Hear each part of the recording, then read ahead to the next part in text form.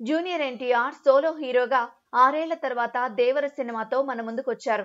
చాలా రోజులుగా టాలీవుడ్ లో దేవరా ఇదే మానియా. RRR తర్వాత ఎన్టీఆర్ చేస్తున్న సినిమా కాబట్టి రాజమౌళి సెంటిమెంట్ ఎన్టీఆర్ ఫ్యాన్స్ ని వెంటాడింది, ఆచార్య భయపెట్టింది. అయినా అవేవి అంచనాల్ని ఏమాత్రం తగ్గించలేకపోయాయి. టాలీవుడ్ లోనే అత్యంత హైప్ తెచ్చుకున్న సినిమాల్లో ఒకటిగా రిలీజ్ అయిన దేవర ఎలా ఉంది? రాజమౌళి సెంటిమెంట్ ని ఎన్టీఆర్ బ్రేక్ చేశాడా? కథ విషయానికొస్తే ఆంధ్రప్రదేశ్ తమిళనాడు సరిహద్దు ప్రాంతం, సముద్రానికి ఆనుకుని ఉన్న ఓ కొండపై 4 ఊర్లని కలిపి ఎర్ర సముద్రం అని పిలుస్తుంటారు. ఆ పేరు వెనక బ్రిటిష్ కాలం నుంచి చరిత్ర ఉంటుంది. ఆ 4 ఊళ్ల అవసరాల కోసం పెద్ద ఎన్టీఆర్ దేవర, సైఫ్ అలీ ఖాన్ వాళ్ళ అనుచరులతో కలిసి ఎర్ర సముద్రం గుండా ప్రయాణం చేసే నౌకలపై ఆధారపడి స్మగ్లింగ్ చేస్తూ ఉంటారు. వీరికి మురళీ శర్మ గ్యాంగ్ హెడ్. సముద్రానికే ఎదురెళ్లి ఒడ్డుకు చేరుస్తున్న ఆ ఆయుధాలు తమకే ముప్పు తీసుకొస్తున్నాయని గ్రహించిన దేవర ఇకపై ఈ పనుల్ని చేయకూడదనే నిర్ణయానికొస్తాడు. కానీ బైరా అందుకు ఒప్పుకోడు. దాంతో ఆ ఇద్దరి మధ్య అంతర్యుద్ధం మొదలవుతుంది. దేవరని అడ్డు తొలగించుకుని సముద్రాన్ని శాసించాలనుకుంటాడు బైరా. దేవర మాత్రం తాను అజ్ఞాతంలో ఉంటూ సంద్రం ఎక్కాలంటేనే భయపడేలా చేస్తుంటాడు. ఆ భయం ఎన్ని తరాలు సాగింది? అజ్ఞాతంలో ఉన్న దేవర కోసం ఆయన తనయుడు చిన్న ఎన్టీఆర్ ఏం చేశాడు? క్లైమాక్స్ లో వచ్చే ఆ ట్విస్ట్ ఆకట్టుకుందా? తదితర విషయాలు తెలియాలంటే సినిమా చూడాల్సిందే. ఈ రోజుల్లో కథ కంటే వరల్డ్ బిల్డింగ్ కే ఎక్కువ ప్రాధాన్యత ఇస్తున్నారు దర్శకులు. ఈ కథలో అలాంటి సెటప్ ఒకటుంది.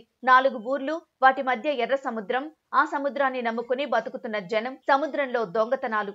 ఇదంతా మనం ఇప్పటి వరకు చూడని కొత్త సెటప్. ఒక ఊహాజనిత ప్రాంతాన్ని సృష్టించి తన కథకు కావలసిన ఎత్తుగడను చాలా ఆసక్తికరంగా ఎత్తుకున్నారు డైరెక్టర్ కొరటాల శివ. ఈ మధ్య కాలంలో బాగా వర్కౌట్ అవుతున్న KGF ఎలివేషన్ ఫార్ములాని ఫాలో అయ్యారు. ఒక వ్యక్తిని వెతుకుతూ పోలీసుల గ్యాంగ్ రావడం, ఆ వ్యక్తికి సంబంధం లేని మరో వ్యక్తి గురించి ఎలివేషన్లు ఇవ్వడంతో సినిమా మొదలవుతుంది. అసలు దేవర ఎవరు? దేవర నేపథ్యం ఏంటి? ఎందుకు దేవర ఇక మీదట తప్పు చేయకూడదని ఫిక్స్ అయ్యాడు?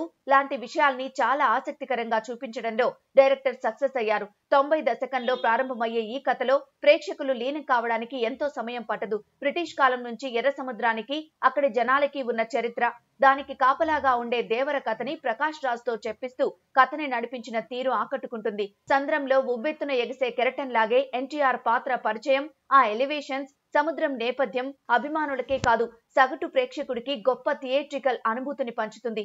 ఫియర్ సాంగ్ తో పాటు వచ్చే పోరాట ఘట్టాలు, ఇంటర్వల్ సీన్ ఫ్యాన్స్ కి పండగే. ఇక సెకండ్ హాఫ్ లో చిన్న ఎన్టీఆర్ కథ మొదలవుతుంది. అక్కడే జాన్వి ఎంట్రీ కూడా ఇస్తుంది. కానీ ఆమె పాత్ర కేవలం 4 సీన్స్, ఒక పాటకే పరిమితం. జాన్వి చేస్తున్న తెలుగు సినిమా ఇది. అలాంటప్పుడు ఈ పాత్రని కొంచెం బలంగా రాసుకోవాల్సింది. బహుశా పార్ట్ 2 కోసం కొరటాల ఈ పాత్రని అలా పరిమితం చేశారేమో అనిపిస్తోంది.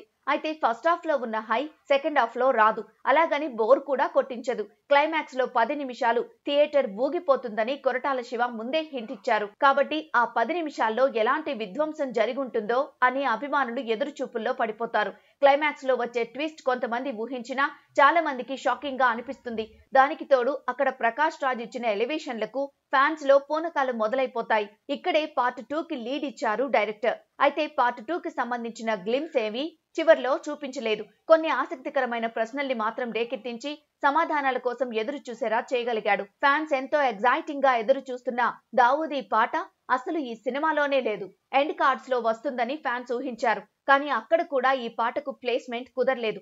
టెక్నికల్ గా సినిమా ఉన్నతంగా ఉంది.